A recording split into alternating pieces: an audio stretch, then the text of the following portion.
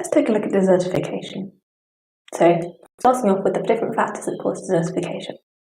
Desertification is when land becomes drier and loses productivity. The main factors that lead to desertification are removal of fuel wood. So people in dry areas use wood for fuel. By removing wood, soils are more exposed and so soil erosion increases. Secondly, overgrazing. If there are too many livestock grazing in an area, plants won't grow fast enough to keep up with the rate of consumption. Plants also hold the soil together and so soil erosion increases. Another way in which animals increase soil erosion is by trampling.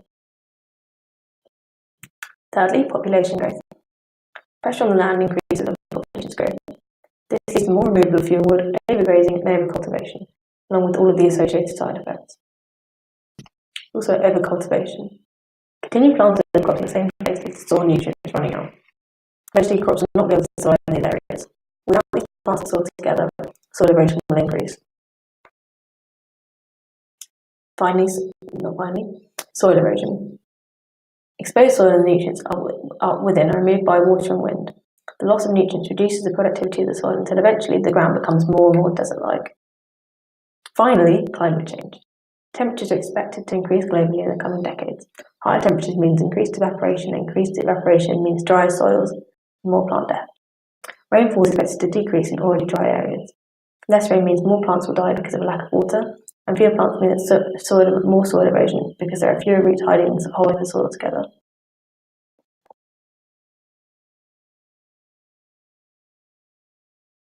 Let's just have a quick recap of the different factors causing desertification. There is overgrazing, soil erosion, removal of fuel wood, and climate change.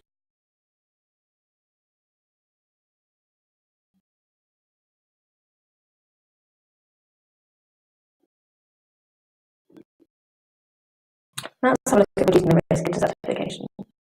Reducing desertification risk can be achieved through a number of different strategies. For example, water management. Crops that aren't water intensive should be selected when growing crops. Surface irrigation can erode the soil because this process involves lots of water being added at once. Using drip irrigation instead can reduce levels of soil erosion.